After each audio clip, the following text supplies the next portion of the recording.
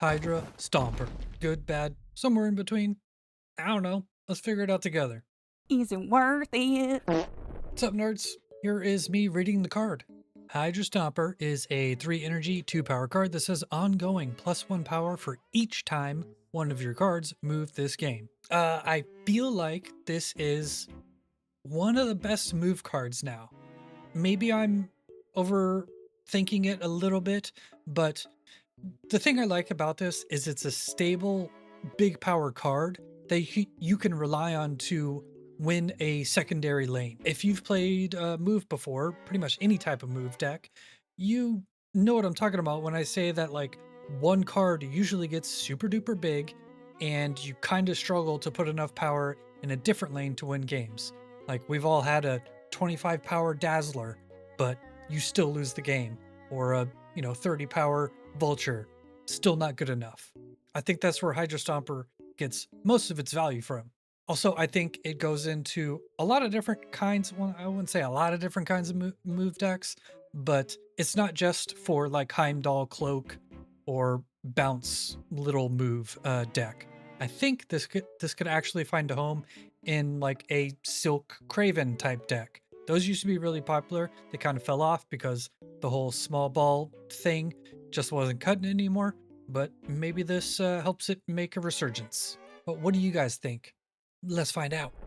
All right, first up we got Grivok, who is honestly usually pretty unhinged in these comments, but this one's actually normal and is solid. I'd say this is a great replacement for Craven in Scream decks. Yes, it's one more energy, but it's a lot easier to manage. Seems like a winner. Yeah, actually think why not play both? I think the Scream decks do have room to put in a card like Hydra Stomper over stuff they were playing already, like Miles Morales, perhaps. Sometimes they were doing like Arrow and Cannonball. Just pick one and replace the other one with Hydra Stomper. We got Adam saying might find a better home in a Little Movers deck than a full-on move build. I think it seems like that at first because, Beast can re-trigger stuff like 2 or 3 times usually is what a Beast ends up doing. But Heimdall with like just a single Heimdall in an average game is probably going to move like 4 or 5 stuff things on its own. So, I mean, time will tell. The Little Movers deck at the moment is better than the Heimdall deck. And Heimdall's, kind of always been a mediocre card, but maybe Hydra Stomper is the thing that puts it over the top because you just get to add so much power to the thing with one card. Got Chris Blake saying the devil on my shoulder is chanting try Hercules and the angel on the other shoulder is trying not to laugh at me. Well, you might want to, your angel's going to laugh at me too because I actually think Hercules is a good idea in Hydra Stomper decks. It's basically just a free +1 power to the card every turn. And it's 5 power itself, and you re-trigger a move effect. Yeah, I guess the randomness of where the thing ends up is a little bit of a bummer, but I would say I'm going to put Hercules in all of the decks until it's proven that it's not a good idea. Got Sam saying Scream exists for a reason, don't do it. While yes, there's going to be those fuckheads that are playing Scream decks for like the next couple of days. I don't think that's actually a legitimate reason to not play a specific card. I've used this example before, but if every card that was over 10 power, you said the same thing about it because of Shang-Chi, I would say that's not a very good argument. But like I said, there's always those assholes who do that for like the first 24 hours of a new card's release. We got Raz Mataz. Think it's kind of being slept on. It will be a future staple for move decks. Also, love the content. Keep it up. First of all, thank you.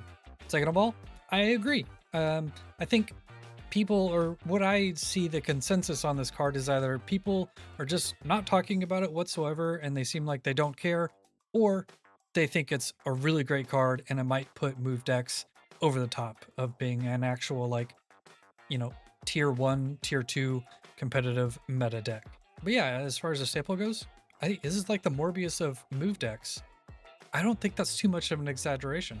Probably will be a staple in like a non-Scream type decks for sure. You got DP Zeref saying Heimdall and Silk buff. I don't know, it feels not enough. Yeah, honestly, I didn't think of Silk the first time I was like trying to make some decks for the example deck list portion of this video. I didn't really think about Silk, and I was like, wait a minute, Hydra Stomper is just like a more consistent Craven in that deck, so why not? So I do think it's a Silk buff. It's for sure a Heimdall buff. Is it enough? I don't know, we'll find out tomorrow. And we got one from Jonathan Storms that encourages you to play Heimdall, and everyone knows if you play Heimdall, you automatically lose the game. You know, I mean, that is funny and it's true, but I think it's true for the wrong reasons. I don't think it's true because Heimdall's a bad card. I think it's because move players, or like the classic move deck players, have this stupid fucking brain worm that makes them have to play Heimdall on the last turn of the game if they have it. I'm sure you guys have played against tons of Heimdall decks and you're like, well, I'm not going to win this game. As long as they don't Heimdall, they should be fine. And then they Heimdall and shift all their power into like one lane and leave the other two like weak enough for you to win. It's stupid. I think Heimdall players are the problem, not Heimdall. All right, the good and bad. The first thing here, second lane winner. I sort of mentioned this in the overall impressions, but this is probably like Morbius, honestly, is going to be like when you put that in a lane, the opponent's like, well, fuck it. I'm not really going to try to compete with that lane unless they can answer it. And the other lane, you're probably just going to win with like a big vulture or a dagger, whatever, almost a dazzler. Second thing here, move needs help. Yes, I'm sure you can point out instances of like, you know, top players on the ladder playing that bounce move deck, and maybe you lose to like a Madame Web Heimdall deck every now and then on the ladder. But let's be real, move needs help, and I can't think of a better way to help move and then make a card that gives you like a payoff for doing what the deck wants to do that isn't just another thing that gets big. That's not what move needed. I think this is the perfect card to help move improve. And if it doesn't help it that much, move's never going to be good because it has everything it needs at this point. All right, third thing here, good on any turn. It's like Morbius. I think I brought up Morbius earlier. Here we are again. You can play it on turn 3 and it's going to get the full value. You can play it on turn 6. It's going to get the full value. I think that's actually one of the key pieces of a card being good, is it's good at any point. Like Cassandra Nova's theoretically like a lot of value for the power it takes and the power you get, but only if you play it on turn 3, sometimes on turn 4. Like Cassandra Nova's dog shit on last turn of the game. So yeah, I mean, that's why that card's not as good as it seems. Hydra Stomper doesn't have that problem. All right, on to the bad.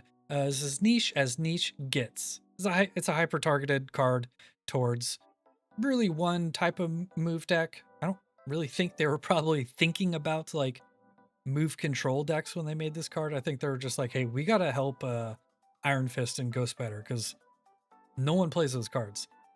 And the last thing here, limits card choices. Now, what I mean by this is when you play move now, you can do numerous different things. Like there's the there's like 3 different types of full-on move decks, and you can decide whether you want to play Doctor Strange or Cloak. Sometimes I like playing Nico Minoru more than Aranya. Anyway, my point is, this card I think limits those options. Like pretty much always gonna want to play Cloak in the move deck if you're gonna play like a full-on move deck.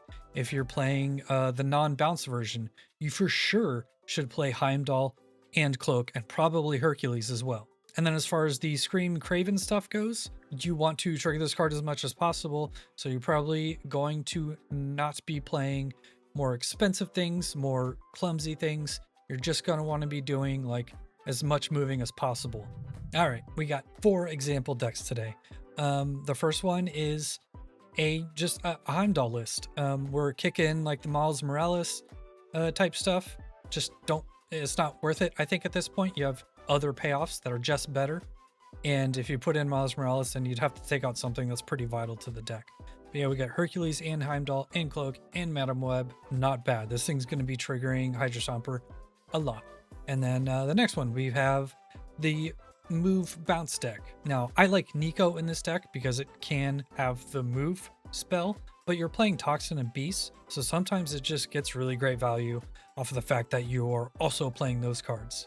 Add in Frigga on top of the Hydra Stomper, and you can bounce Madam Web, get the thing really big, probably just as big as the Heimdall version. All right, next we have like a blend. Actually, this is the one I'm most excited to play.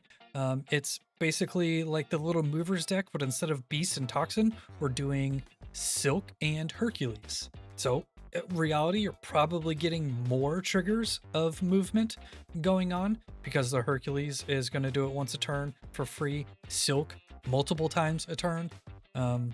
That's the deck I'm most excited about. Also, the Captain America lets you move a card around as well. And if you don't have Captain America, you can still move it with Madam Web, yada yada. This is, I think, has the best chance of actually being pretty good. And then the last one is a move control deck. Yeah, I guess Hydra Stomper's not the best here, but I think it's better than running, like, once again, Miles Morales or like a secondary move card. I never really liked Cannonball in these lists. I always played Arrow and like Magneto instead. But with Hydra Stomper, we can just cut one of those. We add in Hercules to add some more pinging around with like Spider-Man. Silk also gives you a better chance of hitting stuff into Kingpin lanes, hitting stuff into your Craven lanes, etc., etc. So the recommendation section. So overall, I think if you missed a couple of the cards from the last season, the Prehistoric Avenger season, and this season, like if you are missing 2 or 3 of them, namely Goliath, Strange Supreme, and Kahori, and you want Hydra Stomper, I think you should open up like a couple of packs to try and get Hydra Stomper. Because worst case scenario, you're getting some cards that are better than it or just as good in Goliath and Strange Supreme, especially Strange. But if you just don't want some of these older cards, because honestly, a lot of them are skippable. Khonshu, like if you don't play discard, you don't need it. Kahori, I've never missed it. Infinity Ultron, no. Isan, not that great. You get my point. If you're only going for a Hydra Stomper, I would say buy it directly, but only if you are a move player. I don't think this card is going to be good enough to like make it to where non-move players are playing move now because it's like just crushing everything else. I don't think it's that good. So I would say it's a must buy if you enjoy move, and you should buy it directly unless you want Strange Supreme Goliath and like Khonshu as well. Okay, I'm done talking. Bye.